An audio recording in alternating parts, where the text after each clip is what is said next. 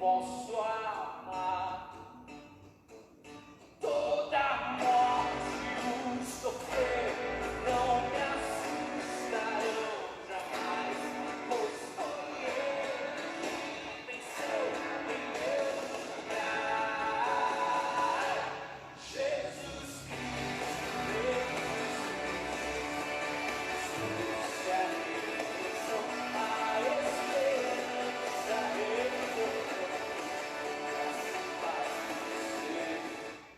Irmãos, boa noite, que a graça e a paz do Senhor Jesus seja sobre nós. Estava ajustando aqui, lembrando e procurando aqui onde a gente vai buscar alguns textos bíblicos. Hoje é sexta-feira, chamada Sexta-feira da Paixão, e a gente tem a oportunidade, buscar a presença do Senhor, falar com o Senhor sobre as nossas vidas, interceder pela vida de outros irmãos e também meditar nesse tema, que envolve o tema Páscoa, a crucificação ou as palavras de Cristo Jesus na hora da crucificação. Então que nós possamos aproveitar esse momento para o nosso crescimento, o nosso desenvolvimento e agradecer a Deus, pela lembrança nesse calendário que hoje é um feriado, a gente ficou em casa, desocupado de outras funções. A gente pôde também relembrar o sacrifício de Cristo Jesus, a própria data, as horas, desde as 6 horas da manhã. Eu estou ligado a cada hora, 6 horas, 9 horas, meio-dia, quando deu 3 horas ou 15 horas, também veio as lembranças todas, agradecer a Deus. Então a gente tem essa oportunidade. Hoje, encerrando esse dia, a gente busca a presença do Senhor, nosso Deus.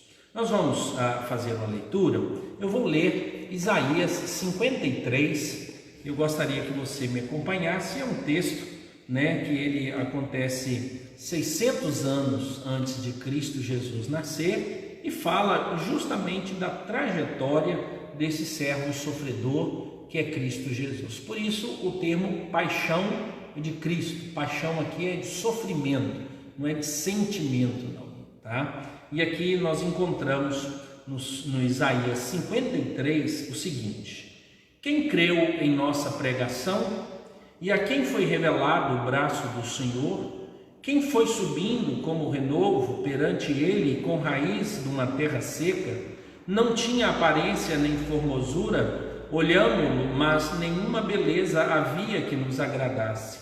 Era desprezado e o mais rejeitado entre os homens, homem de dores e que sabe o que é padecer, como um de quem os homens escondem o rosto. Era desprezado e dele não fizemos caso.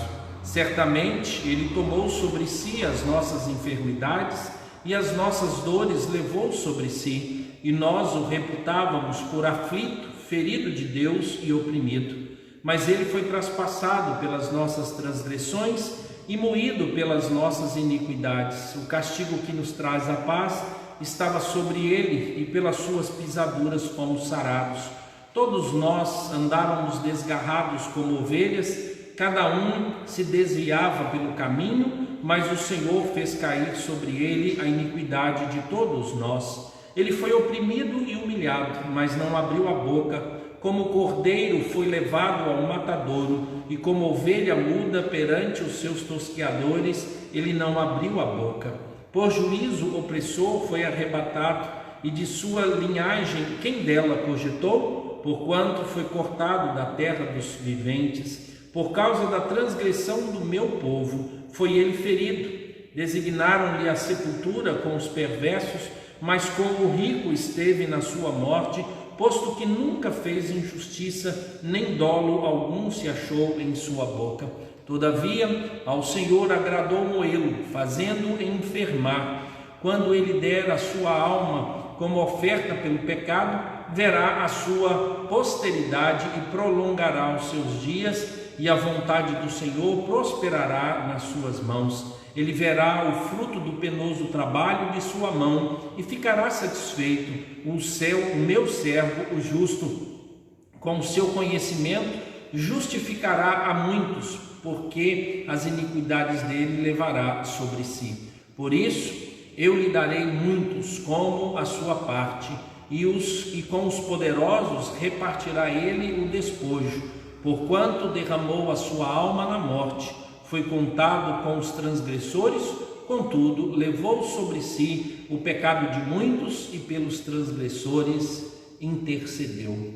Graças a Deus, irmãos, por toda essa afirmação e tudo que nós ouvimos aqui, profecia de Isaías que se cumpriu há 2000 anos, e agora, passado mais 2000 anos, nós temos a oportunidade, de louvar e continuar engrandecendo o nome do Senhor, lembrando que essa morte vicária, essa morte de dor, de sacrifício, foi o que Cristo Jesus ofertou para que todos os nossos pecados pudessem ser perdoados.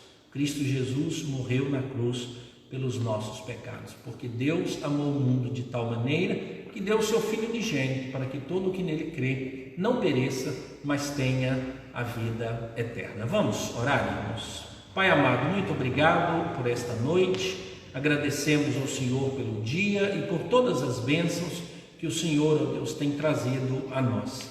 Louvamos, ó Deus, especialmente pela bênção da salvação, da redenção e o preço, ó Deus, que foi pago por meio da vida de Cristo Jesus. Ele sofreu, foi humilhado, rejeitado, mas ele venceu a morte, ele foi retirado do túmulo, ele ressuscitou e agora senta à direita do Senhor. Louvado seja o teu santo nome. Receba, ó Deus, o nosso louvor, a nossa glorificação ao nome do Senhor, e tudo quanto fizermos aqui, ó Deus, seja para isso, para louvor, honra e glória ao teu santo nome. Somos gratos por tudo quanto o Senhor tem feito. Em nome de Jesus nós oramos. Amém, Senhor. Amém. Irmãos, uma das coisas que nós lemos aqui fala sobre aquilo que Cristo levou. Cristo levou sobre si as nossas dores, A gente ainda vê a dor e o sofrimento no mundo, mas numa leitura escatológica, ou seja, sobre o futuro, já no momento experimentamos o alívio da dor, porque já nos há a esperança contra a morte, e no futuro nós experimentaremos a paz, a ausência de toda dor e sofrimento. Então, além de Cristo Jesus ter levado os nossos pecados, com certeza há nessa esfera a libertação do ser humano, ainda que ela participe das coisas progressivas, ou seja, as intervenções de Deus, os livramentos de Deus, os milagres que Deus produz na nossa vida, tira de nós também fardos e pesos. Mas sempre, e a nossa expectativa é de que um dia, quando não houver mais pecado, todo o mal será banido. Mas, irmãos, temos vivido tempos difíceis, dias muito difíceis, que são esses nossos dias, e a gente precisa orar por isso, pedindo a Deus que traga consolo e conforto. Quantos óbitos, De anteontem até hoje, pelo menos pessoas próximas ou conhecidas minhas já passaram de 6. Então a gente acompanhou irmãos aqui na igreja, a Mariane, filha do Jetro, talvez nem todos conheçam o Jetro, mas boa parte dos irmãos. A Mariane era membro de uma outra igreja, então a situação, o quadro dela não foi Covid, mas um momento de despedida, fora outros também que experimentaram e vivenciaram, O Wilber, que nós estávamos orando, colocando na presença do Senhor, e quantas outras pessoas, passando mal, parentes, uma tia do nosso irmão Edson lá em Valadares, e outros parentes, que a gente ouviu narrar e viu, o José Carlos, o esposo da dona Jalzira, que faleceu também. Então a gente tem todas essas informações, elas vêm e podem trazer a cada um de nós uma preocupação. O que nós devemos fazer é continuar crendo que Deus está no controle e que nós somos dependentes. É isso que nós faremos. Vamos orar mais uma vez, pedindo a Deus que Ele cure as nossas dores, os nossos traumas, essas decepções que a vida pode nos trazer, mas especialmente que cure a nós, cure a nossa nação. O mundo inteiro necessita de uma intervenção divina contra esse Covid, e é o que nós estamos esperando, sempre confiantes de que Cristo Jesus está à frente. Vamos orar. Deus bendito, graças te damos pelo cuidado pleno do Senhor sobre nossas vidas. da possibilidade do Senhor interferir, ó Deus, nos nossos males e reverter todos os quadros. Continuamos a confiar no Senhor e oramos, ó Deus, pelas famílias enlutadas, pelas famílias que têm, ó Deus, parentes e próximos internados. Quantos, ó Deus, que o Senhor tenha misericórdia, abençoe, ó Deus, os trabalhadores da área da saúde, mas de um modo geral, ó Deus, todos nós estamos sofrendo quanto às nossas atividades. Tenha misericórdia de nós. Cuida, ó Deus, do poder político, da economia e da saúde da nossa nação. E console o nosso coração, traga resposta, ó Deus, à nossa dor e elimina do meio de nós, ó Deus, todo esse mal. Que o nome do Senhor seja sempre lembrado. Console, ó Deus, aqueles que estão sofrendo, aqueles que estão enlutados, aqueles, ó Deus, que receberam notícias tristes e agora necessitam, Deus, do consolo do Senhor, da companhia de outras pessoas, mas, ó Deus, essas outras pessoas não têm podido estar com elas. Tenha misericórdia, ó Deus, e fortaleça, abençoe, ó Deus, a nossa irmã Jalzira, ponha o cuidado do Senhor ali, ó Deus, que a mão do Senhor esteja fortalecendo. Abençoe, ó Deus, a vida do Jetro, ó Pai. Muito obrigado pela vida da filha, ó Deus, mas agora ele necessita do consolo do Senhor, ó Pai. Console, ó Deus, também a família do Wilber, todos os familiares, ó Deus, a família dele, que a graça e quantos outros, quantas histórias, ó Deus, temos ouvido. Tenha misericórdia, ó Deus, dessas famílias e visita-nos, ó Deus, com a tua graça, com o teu amor e todo o teu favor. Abençoe, ó Deus, a família do Edson, a família, ó Deus, da Judei, ó Pai, abençoe a Mitza lá, ó Deus, em São Mateus, que a graça do Senhor seja sobre ela, ó Deus, trazendo o cuidado do Senhor e toda a necessidade que tem, e quantos outros, ó Deus, que apresentaram as suas necessidades com câncer, com dificuldades, ó Deus, financeiras e também, ó Deus, emocionais. Cuida desses irmãos, dessas vidas. Em nome de Jesus nós oramos. Amém, Senhor. Amém. Irmãos, hoje, domingo de manhã e domingo à noite, nós vamos interromper um pouquinho, né? O tema lá, relacionamentos são mais importantes do que realizações, e a gente vai voltar os olhos, né, para esse tema, que é o tema da Páscoa, e a gente precisa então lembrar um pouco, né, sobre esse tema. Nos ajuda a reportar o que Cristo Jesus fez e não nos esquecermos, né, da aliança maravilhosa que Deus tem para conosco, né? Nós vamos então buscar, hoje pela manhã eu sugeri aos irmãos que pudessem ler o Evangelho de Marcos, capítulo de número 15. Ele traz uma narrativa, né, da morte, da traição, dos pactos, né, e como Jesus estava perante Pilatos, né? Eu gostaria de ler aqui uma porção apenas do capítulo de número 15, que é o momento da morte de Jesus, né? E nós vamos falar sobre a crucificação, mas lembrando aquelas 7 palavras, né, que Cristo diz, e qual o objetivo, qual lição a gente pode tirar para as nossas vidas. Eu vou ler aqui Marcos capítulo 15, do verso 33 até o verso 41, que diz o seguinte: chegada a hora sexta, houve trevas sobre a terra, sobre toda a terra até a hora nona. A hora nona, chamou Jesus em alta voz: Eloi, Eloi, lama sabachthani, que quer dizer: Deus meu, por que me desamparaste? Alguns dos que ali estavam ouvindo isso diziam: vede, chama por Elias. E um deles correu a embeber uma esponja de vinagre e, pondo-a na ponta de um caniço, deu-lhe de beber, dizendo: deixai, vejamos se Elias vem tirá-lo. Mas Jesus, dando um grande brado, expirou, e o véu do santuário rasgou-se em 2 partes, de alto a baixo. O centurião que estava em frente dele, vendo que assim expirara, disse: verdadeiramente este homem era o Filho de Deus. Estavam também ali algumas mulheres, observando de longe, entre elas Maria Madalena, Maria, mãe de Tiago, o menor, e de José e Salomé, as quais, quando Jesus estava na Galiléia, o acompanhavam e serviam, e além destas, muitas outras que haviam subido com ele para Jerusalém. Amém? Vamos orar, irmãos. Deus bendito, muito obrigado pela tua palavra e todo o ensinamento que o Senhor tem para conosco. Venha, ó Deus, com a tua misericórdia, fale o nosso coração.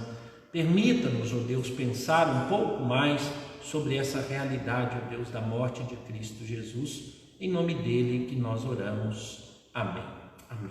Irmãos, a primeira coisa que eu gostaria de lembrar, qual é a definição de Páscoa para nós, Então, Páscoa é um evento histórico redentivo.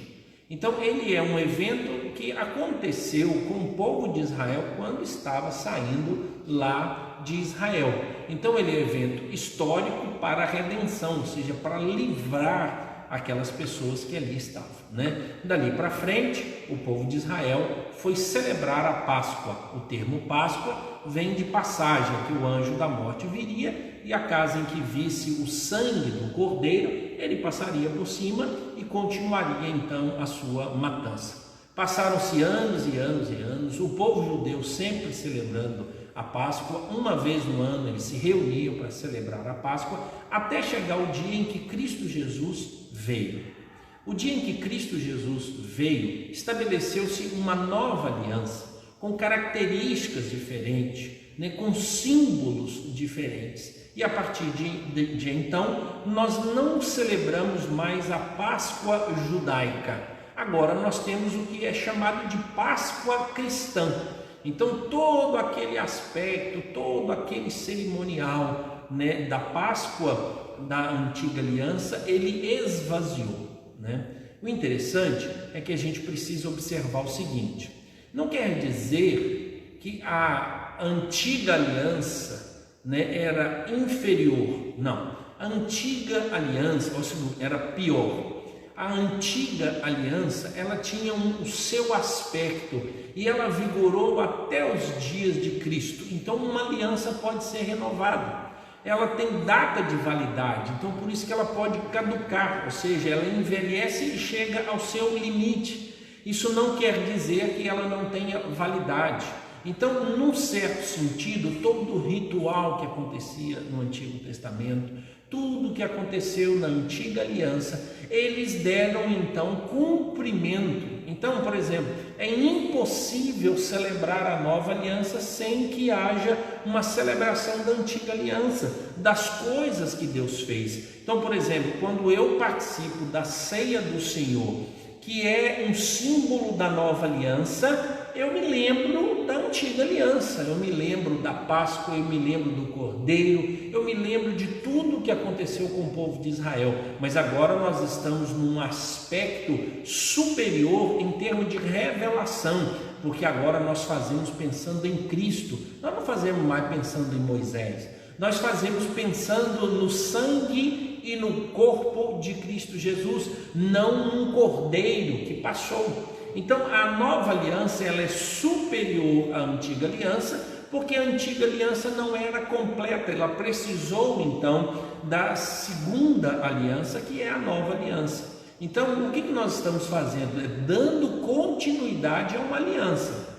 A aliança é o mesmo, o pacto é o mesmo, só que as modalidades mudaram. Ela tinha a antiga aliança, o formato antigo, e nós vivemos agora no formato novo. Então, quando nós quisermos celebrar a Páscoa, a melhor expressão de celebração da Páscoa, ainda que a gente tenha toda a cultura romana de comer peixe e tudo, nós não encontramos essa obrigação no texto bíblico, não existe esse princípio. O que nós encontramos nos textos do Novo Testamento é a celebração da ceia, e isso existe, é comer do pão e tomar do cálice.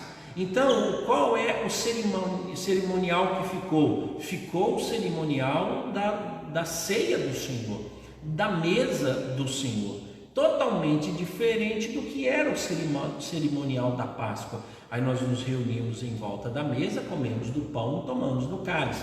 Esses elementos estavam lá? Estavam. Deus estava lá presente? Sim, Deus continua presente, mas agora com uma expressão muito mais clara. Se antes celebrava a saída do povo de Israel lá do Egito, agora nós temos um modo de celebrar a salvação dos seres humanos. Então não era uma redenção temporária de uma terra para uma terra mais propícia, onde houvesse liberdade. Agora nós estamos falando da libertação dos nossos pecados.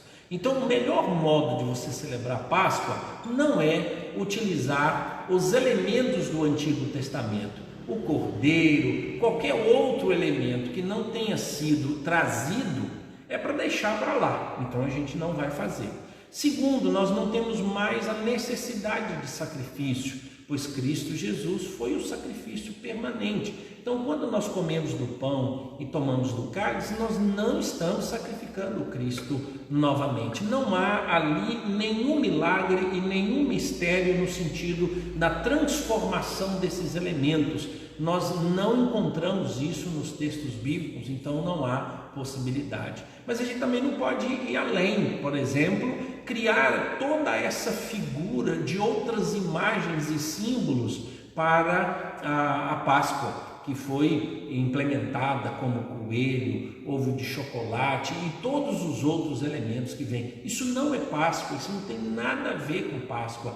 Então toda vez que você fala assim, eu quero celebrar a Páscoa, é a ceia do Senhor, está limitado, não existe outro programa, não tem reuniões, nada substitui a Páscoa a não ser a ceia do Senhor. Por isso Cristo Jesus instituiu a ceia para que a gente pudesse fazer. Então esse é a nossa Páscoa, esse é o modo de nós celebrarmos a Páscoa, né?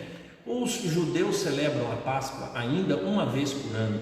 Os cristãos então passaram a ter a experiência de celebrar até semana após semana, todos os domingos eles participavam. Existem grupos, né, que todos os domingos ainda participam da ceia, mas existe um outro grupo que entende que pode se demorar mais tempo para poder fazer a participação na ceia do Senhor, né? Nós estamos nesse período de pandemia, as nossas agendas tiveram essas dificuldades todas, mas a gente já está trabalhando. Assim que retornarmos, o primeiro evento nosso de celebração do amor de Cristo, de adoração, vai ser a ceia do Senhor. Então nós não celebramos mais Páscoa judaica. Não quer dizer que nós não valorizamos tudo o que aconteceu na antiga aliança. Ela vem trazer, né, soma e informação para que a nova aliança tenha sentido. Então eu preciso entender o que foi, mas eu não posso permanecer na antiga aliança, senão a minha salvação, e a salvação não está completa, porque a redenção está em Cristo Jesus. E aí então a antiga aliança contemplava Cristo distante, a nova aliança foi estabelecida por ele, tendo as pessoas visto Cristo Jesus. E o modo de selar essa aliança foi com a sua morte, a morte de Cristo Jesus para com as nossas vidas, né? Na tradição cristã, foi encontrado, existem até cultos, né, reuniões, projetos voltados para que as palavras últimas de Cristo Jesus sejam lidas em cultos e reuniões e até mesmo feito exposições. E nós vamos até elas, só para nós relembrarmos, né, e fixar isso nas nossas mentes. Não, o primeiro, né, foram as palavras de Cristo Jesus olhando para soldados pecadores. Soldados romanos que estavam agredindo a ele. Lucas 23, verso 34. Olha o que diz. Lucas capítulo 23, verso de número 34. Diz assim. Lucas 23, verso de número 34. Diz assim: contudo, Jesus dizia: Pai, perdoa-lhes, porque não sabem o que fazem. Então, repartindo as vestes dele, lançaram sortes. A oração de Cristo Jesus é uma oração de extrema misericórdia. Então, ele sabe que aquelas pessoas estavam fazendo mal. Eu acho que Cristo Jesus não está dizendo que essas pessoas não sabiam o que estavam fazendo. Aqui é a ideia, eles não sabem o nível da provocação e da dificuldade e do mal que eles estão praticando nesse momento. Eles são inconsequentes, porque Cristo sabia quem ele era e qual o plano que estava por trás. Mas enquanto que esses soldados, para eles era zombaria, era mais um ladrão, era mais um indigno que estava sendo lançado na cruz. E Cristo Jesus nos ensina, pelo menos, a ter paciência com as outras pessoas. Ele disse: ó Pai, perdoa-lhes, pois não sabem o que fazem. Cristo Jesus vai além. Talvez você diga: mas é Jesus. É verdade. Eu acho que ele espera isso de nós. Quando nós observarmos que pessoas estão nos ofendendo profundamente e a gente sabe que aquilo está afetando mais do que essas pessoas estavam fazendo, a gente deve lembrar: Deus, perdoa, né? Porque eles não sabem o que estão fazendo. Tem misericórdia da vida de cada um desses. O outro texto está em Lucas 23, 43 agora. Se você continuar aí, está falando lá da crucificação dos dois malfeitores e no finalzinho essa conversa entre Jesus e os malfeitores. O verso de número 43 de Lucas 23 diz assim: Jesus lhe respondeu: em verdade te digo que hoje estarás comigo no paraíso. Em verdade te digo que hoje estarás comigo no paraíso. Aqui é uma promessa, né? Há uma declaração de tranquilidade. O ladrão pergunta e conversa com Jesus e ele pede: ele se lembra de mim quando entrares lá no teu lar, no teu reino. E aí ele diz: hoje mesmo estarás comigo no paraíso. Cristo Jesus o acolheria. Essa é uma bendita promessa, uma maravilhosa promessa, que nós devemos caminhar com ela. Por exemplo, cada irmão desses que tem morrido, a gente sabe que quem tem o acolhido imediatamente é Cristo Jesus. É Ele quem recebe, é Ele quem nos acolhe. No momento da morte, haverá um outro momento onde nós viveremos para sempre com Cristo, mas essa expressão é a expressão de maturidade, né, das promessas de Deus. Hoje estarás comigo no paraíso. Paulo diz que é incomparavelmente melhor estar com Cristo. Ele diz: viver é Cristo e morrer é lucro. Ele falando dessas experiências de experimentar as coisas do paraíso, além de tantas promessas que nós encontramos. Alguém disse, né, que na cruz Deus colocou dois ladrões para que nós não pudéssemos estar tão aflitos a ponto de Deus nos esquecer. Mas ele diz também que nós não deveríamos ser tão obedientes e negligentes, pois existe a história do outro ladrão, aquele que não se arrependeu. Então é uma promessa, é um alento, mas ao mesmo tempo é uma notificação grave de que coisas horríveis podem acontecer conosco. E a gente precisa caminhar com Cristo Jesus a todo instante. Terceiro, é uma conversa de Jesus com Maria, a mãe dele. Né? Está em João. João é quem gasta mais tempo, né, falando da última semana de Cristo Jesus. João capítulo 19. João capítulo 19. Deixa eu achar aqui. João capítulo 19, verso 26 e 27. João 19, 26 e 27.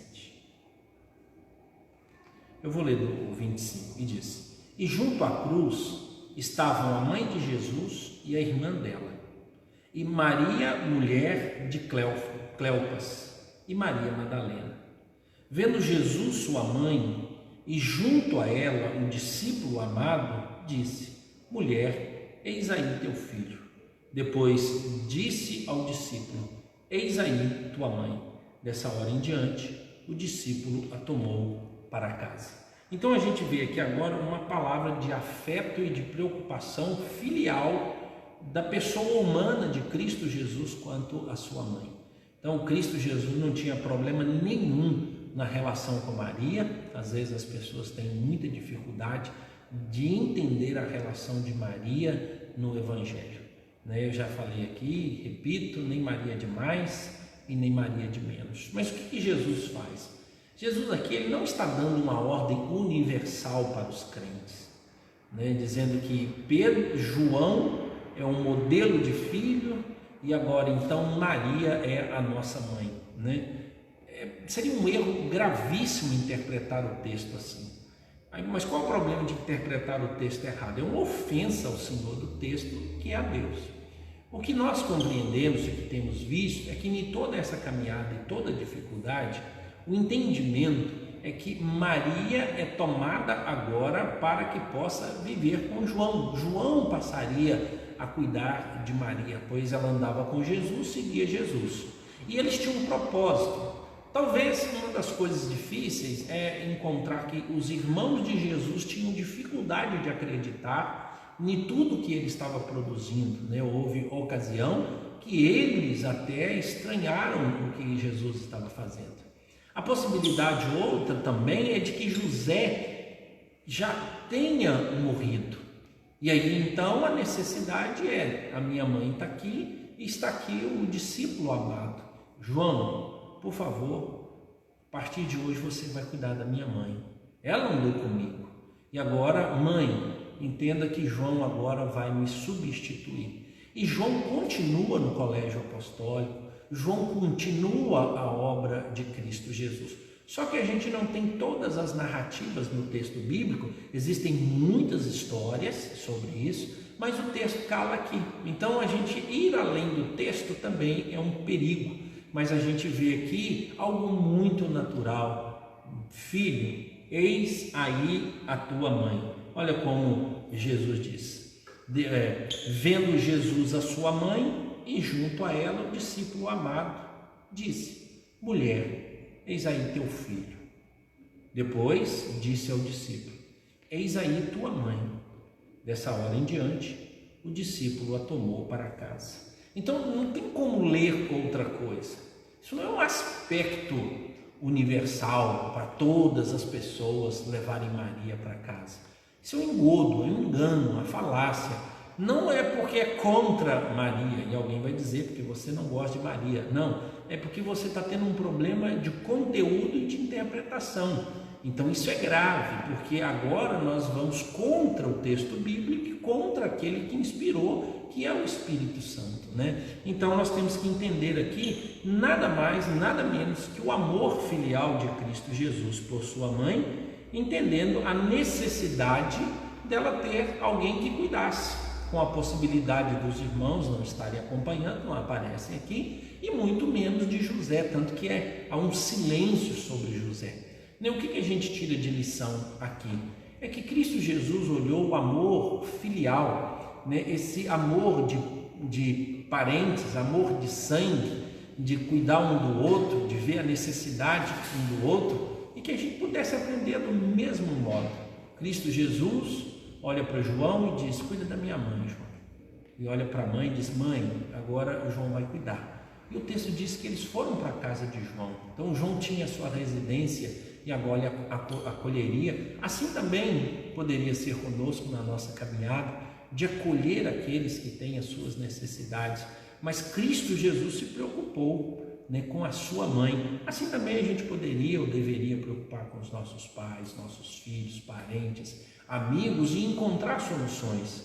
Mas agora é o seguinte, a gente às vezes está assim, eu estou sofrendo tanto, a minha vida está tão difícil que eu não tenho nem tempo de cuidar de outras pessoas. Mas Cristo Jesus na cruz, com tanta dor, tudo que estava acontecendo com ele, ele ainda teve tempo de demonstrar amor filial, de dizer assim, mãe, eu amo a senhora, por isso eu quero que alguém cuide. E aí ele encontra alguém de confiança para fazer isso. Linda a história desse amor filial de Cristo Jesus. A quarta palavra está em Marcos capítulo 15, verso 43. Marcos capítulo 15, verso de número 34, não é 43. Marcos capítulo 15, verso de número 34. Olha o que diz. Diz assim, 15, verso de número 34. Já no ato da crucificação, da morte de Cristo Jesus, Diz assim: chegada a hora sexta, houve trevas sobre toda a terra até a hora nona. A hora nona chamou Jesus em alta voz, clamou Jesus em alta voz: Eloi, Eloi, lama sabachthani, que quer dizer: Deus meu, por que me desamparaste? Cristo Jesus, ele faz a oração do Salmo 22. Salmo 22, 23 e 24, eles estão juntos. Nós encontramos nesses salmos a expressão daquele que sofre. E Cristo Jesus, ele fala, ele repete a oração do salmista, dizendo do abandono de Deus, né? A teologia compreende aqui como verdadeiramente um Deus que abandona aquele que recebe toda a carga pecaminosa, ou seja, todos os pecados do ser humano. Então a ideia é que a face de Deus, ela vira-se contra o seu filho que recebe todo o pecado do mundo e toda a injustiça, e Deus aplica a sua justiça. Por algumas vezes nós encontramos nas Escrituras Deus virando a face. Um dos episódios mais marcantes é em Josué, quando ele vai para a batalha do Ai, e aí tem um problema, existe a capa de Acã escondendo as informações, e aí ele chama o povo, Josué perde a batalha, e Josué vai perguntar para Deus o que está acontecendo, e aí então Deus fala com ele: santifica o meu povo, hoje eu virei a face dele, Então a ideia é essa, da confirmação daquilo para o qual Cristo Jesus veio. E essa oração é a marca clara de que Cristo Jesus estava sofrendo verdadeiramente, mesmo ele sendo 100% Deus e 100% humano. A natureza divina não veio e sobrepôs a natureza humana, dizendo: você não vai sentir nada. Não, ele estava sofrendo em agonias. Por isso então ele ora ao Pai dele: Eloi, Eloi, lama sabachthani, Deus meu, por que me desamparaste? Nós sabemos que a evolução do texto bíblico traz uma explicação. É por isso que Deus o abandona, para que ele pudesse trazer toda a sua ira, toda a sua vingança sobre Cristo Jesus, para que não viesse sobre nós. Assim nós somos curados, assim nós somos sarados. Cristo levou sobre si as nossas dores. O pecado, que nos traz paz, foi Cristo Jesus quem fez. Ele que experimentou esse pecado. A morte de Cristo Jesus traz paz ao nosso coração, anulando, toda a pecaminosidade do nosso ser. E Cristo Jesus carregou tudo isso. A justiça de Deus foi lançada sobre Cristo Jesus. Por isso ele ora. Por isso há a dor, por isso há esse sentimento todo. Cristo Jesus é o nosso representante, ele é o nosso substituto, ele morreu na cruz no nosso lugar. Quinta palavra é em João 19. João capítulo 19, e diz assim: João capítulo 19, verso de número 28. Depois, vendo Jesus que tudo estava consumado, para se cumprir a Escritura, disse: tenho sede. Existem grandes discussões sobre esse tenho sede, Mas a que mais me convence, que eu acho que ela é mais lógica, é Cristo Jesus mostrando a sua natureza humana, Eu não sei se você já assistiu filmes, e muito dos filmes é comum as pessoas que estão prestes a morrer, ou de um acidente, ou uma queda, ou recebeu algo violento, e ele prestes a morrer, a pessoa declara: tenho sede, estou com sede, me dá água. Existem explicações técnicas para essa sede, mas parece que é de um modo comum e natural. O organismo, ele começa a se defender automaticamente. Pode vir um corpo que transpira muito, e Cristo Jesus, na sua agonia, já lá no jardim, suou água e sangue. Então todo o esforço que ele teve por carregar a cruz, e agora estava ali pendurado, naturalmente, objetivamente, Cristo Jesus estava falando da sua natureza humana. Ele disse: eu tenho sede. E aí então o pessoal ridiculariza, ri, põe um caniço, uma esponja com um vinagre. Alguns acham que tinha um poder terapêutico para tirar a dor, outros acham que tinha a ideia do podre, Cristo Jesus tomando um vinagre amargo, tanto que ele rebate e não toma. Então nessas expressões a gente encontra aqui a natureza humana de Cristo Jesus. Ou seja, Cristo nasceu ser humano, viveu ser humano, sem pecado. E Cristo Jesus, ele conquistou algo na vida, por causa da obediência e a demonstração da sua humanidade. Por isso Cristo Jesus é justificado também. Não só nós somos justificados pela fé em Cristo Jesus, mas Cristo Jesus foi justificado por suas próprias obras. Cristo Jesus, homem, por isso ele pode nos representar. Ele é intercessor, ele é o único mediador entre Deus e os homens. Cristo Jesus, homem, o servo do Senhor. Mais uma, a sexta é João 19, verso de número 30. Aqui pertinho, João 19, verso de número 30. Quando, pois, Jesus tomou o vinagre, disse: está consumado. E inclinando a cabeça, rendeu o espírito. Está consumado. E inclinando a cabeça, rendeu o espírito. Aqui nós temos uma palavra, mas nós temos uma ação.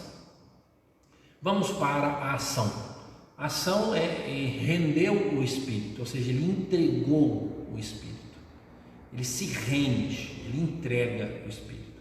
A maioria dos intérpretes entendem que aqui se cumpre aquilo que Cristo Jesus disse: ninguém tira a minha vida, eu a dou voluntariamente. Ou seja, para que a morte de Cristo Jesus tivesse acontecido ou acontecesse, ele participou ativamente. Então muitos estiveram envolvidos na morte de Cristo Jesus, mas no fim ele é responsável, porque ele é Senhor da vida e Senhor da morte. Imagine só o Senhor da vida, o Senhor da morte ser vencido pela morte. Então ele se rende para passar pelo processo da morte. Então essa é a interpretação, e que nós pudéssemos entender assim, que Cristo Jesus, ele é o alfa e o ômega, ele é o princípio, o fim, ele é o Senhor da vida, ele é o Senhor da morte. Tanto é que ele tem as chaves do inferno, ele tem controle sobre todas as coisas, Ou a outra palavra, ele está consumado, é que Cristo Jesus veio com um objetivo, tanto que Isaías 53, ele diz que ele verá o valor do seu penoso trabalho, o fruto do seu penoso trabalho. Ou seja, Cristo Jesus, ele, quando, nesse momento, se ele fala com o Pai, ou quem registrou tendo ouvido, no caso aqui João, ele disse tetelestai, só que não houve algumas traduções ou explicações, mas é como se fosse pago uma dívida, uma nota fiscal estivesse saindo ali dizendo está pago, não precisa de mais nada, E essa é a teologia que nós temos, a expiação. Cristo Jesus expiou todos os nossos pecados. Cristo Jesus morreu na cruz, ele pagou o preço. É isso que Colossenses diz, que o escrito que era contra nós de dívida foi cravado na cruz, foi pago, está pago. Ou seja, agora nós só necessitamos crer em Cristo Jesus. Não há mais sacrifício para se prestar, pois Cristo Jesus prestou único e precioso sacrifício e eterno, ninguém mais. Assim como ao homem está dado morrer uma vez só, Cristo Jesus também. E assim para o homem virá o juízo. Nós esperamos então em Cristo Jesus que ele volte para nos buscar. E a última frase, verso Lucas 23, 46, diz assim, Lucas capítulo 23, verso 46, diz assim: então Jesus clamou em alta voz: Pai, nas tuas mãos entrego o meu espírito. E dito isso, expirou. Então eu falei do ato, mas aqui nós encontramos então um grito de Cristo Jesus. A sua fala é daqui então que parte a narrativa. e ele diz: Pai, nas tuas mãos entrego o meu espírito, né? Cristo Jesus tinha consciência plena da obra que Deus havia proposto a ele. E ele decidiu, tanto ativamente quanto passivamente, ou seja, Deus fez com que Cristo Jesus fosse levado até a cruz. Mas Cristo Jesus decidiu participar de todo esse plano, porque ele diz assim: a minha vontade, a minha comida, a minha bebida é fazer a vontade do meu Pai.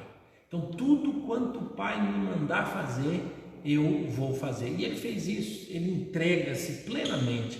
E agora, na hora da sua morte, na hora da sua entrega, ele sabe, e aquele versículo se cumpre, né? Que o Espírito volta a Deus que o deu, né? Cristo Jesus possuía, né, essa ideia do Espírito que habita no ser humano. Cristo Jesus era humano. Então aqui não é o Espírito de Deus sendo devolvido para Deus. Aqui é o Espírito de Cristo, da pessoa humana, sendo devolvida para Deus, para que o seu corpo passasse pelo processo da morte. E ali então ele seria sepultado e depois então ressuscitaria e voltaria então esse Espírito a habitar nele, para que ele pudesse então viver agora experimentando aquilo que todos nós experimentamos, a maravilhosa ressurreição do corpo. E Cristo Jesus entrega todo o seu ser. Irmãos, todas essas palavras, elas estão no texto bíblico, mas não quer dizer que Deus falou assim: olha, vocês vão estudar essas 7 palavras, né? Mas como é texto bíblico e elas entram, elas têm uma ordem, então é extremamente interessante e oportuno lembrar as palavras de Cristo. Alguns pregadores, alguns estudiosos dizem que Cristo falou muito, Cristo pregou muito, mas Cristo não escreveu. E poucos são os sermões de Cristo Jesus. Então o texto diz: se a gente fosse narrar e contar o que Cristo Jesus fez, imagine só, narrar todos os diálogos, todas as mensagens, né? Nós temos uma porção muito pequena das mensagens. Quem é que traz a mensagem de Cristo Jesus para nós? São os apóstolos. Eles participaram e eles transmitiram esse ensinamento. Por isso a nossa igreja, a igreja cristã, é uma igreja apostólica. É o ensino dos apóstolos que vão nos conduzir para aquilo que Cristo Jesus quer da nossa vida. Nós não temos tudo que Jesus escreveu, mas nós temos aqui 6 frases ou 6 expressões em que Cristo Jesus manifesta seu sentimento, seu pensamento, sua obra, sua piedade, seu amor, que a gente possa aprender com essas coisas. As palavras são: Pai, perdoa-lhes, porque não sabem o que fazem. Hoje estarás comigo no paraíso. Mulher, eis aí teu filho. Filho, eis aí tua mãe. Meu Deus, por que me abandonaste? Tenho sede. Tudo está pago. Pai, em tuas mãos entrego o meu espírito. Irmãos, que Deus nos abençoe. Lembrando que em Cristo Jesus nenhuma condenação há. Que a gente tenha uma noite de paz, de tranquilidade, que você possa experimentar de Cristo todo o amor e declarar a Ele toda a expressão que você tem e todo o cuidado que você tem para que Cristo Jesus seja lembrado, especialmente nesse período onde os ovos de Páscoa, os coelhos, as festas e as comidas se tornam mais importantes. Que nós jamais nos esqueçamos de Cristo Jesus. Eu vou colocar aqui uma música até encerrar. Nós vamos orar e aí você também vai orar pedindo a Deus que coloque esses ensinos no seu coração. Senhor Deus, que a tua graça, o teu amor e a tua bondade seja sobre nós e que jamais nos esqueçamos daquilo que Cristo Jesus fez na cruz por nós e que haja descanso na nossa alma.